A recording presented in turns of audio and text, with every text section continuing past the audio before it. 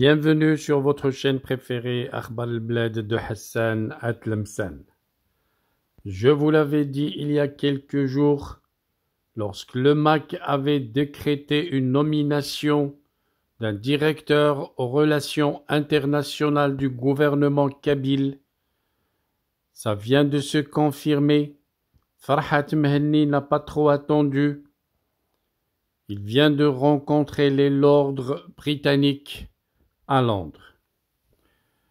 Effectivement, Farhat Mhenni, le président du mouvement pour l'autodétermination de la Kabylie, le MAC, et du gouvernement provisoire kabyle en exil, l'Anavad, a rencontré mercredi 5 juin à Londres des responsables gouvernementaux britanniques et des pairs de la Chambre des Lords.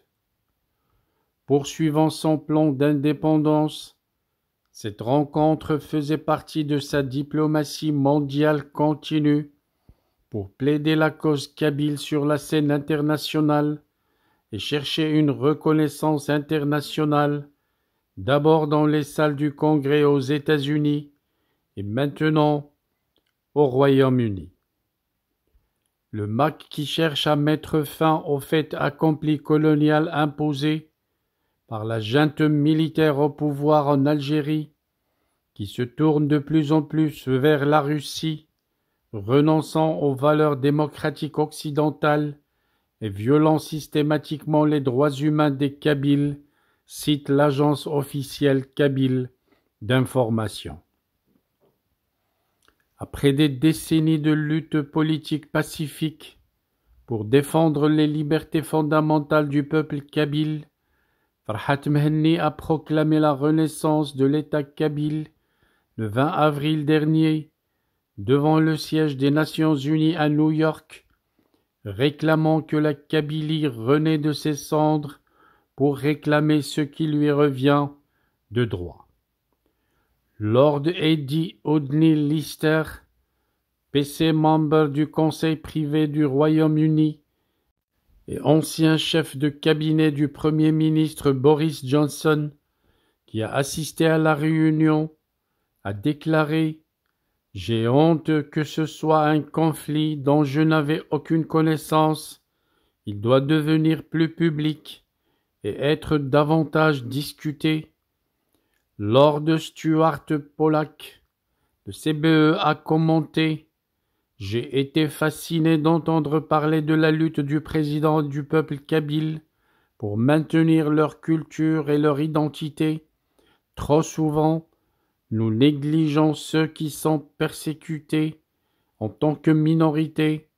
Pour ma part, dit-il, je veillerai à ce que leur voix soit entendue au Royaume-Uni. » Mark Fulbrook, ancien chef de cabinet du Premier ministre Liz Truss, a déclaré « L'histoire que le président a racontée de la lutte pacifique de son peuple pour l'indépendance était remarquable.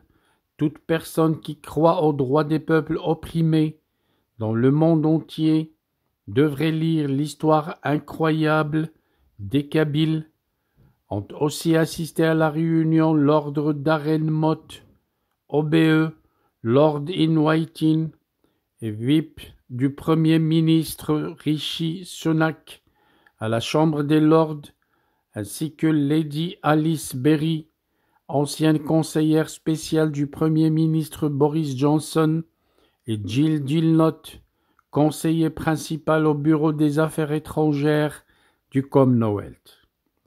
Une autre réunion a eu lieu le lendemain, jeudi, avec James Earl, ancien conseiller, au 10 Downing Street, spécialisé dans les affaires du Moyen-Orient et de l'Afrique du Nord. Le président Farhat Mhenni a commenté sa visite de travail de haut niveau au Royaume-Uni. Il précise que c'était historique. Les Kabyles étaient honorés d'avoir cette première rencontre avec des lords et ladies britanniques en soutien à la Kabylie et à sa lutte pacifique pour l'indépendance, a-t-il dit.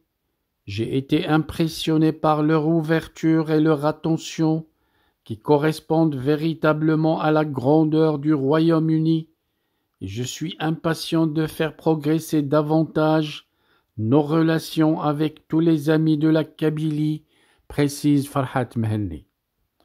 Le MAC prévoit d'autres missions diplomatiques en Afrique, en Europe et en Amérique du Nord, précise l'agence kabyle officielle SIWIL, agence kabyle d'information.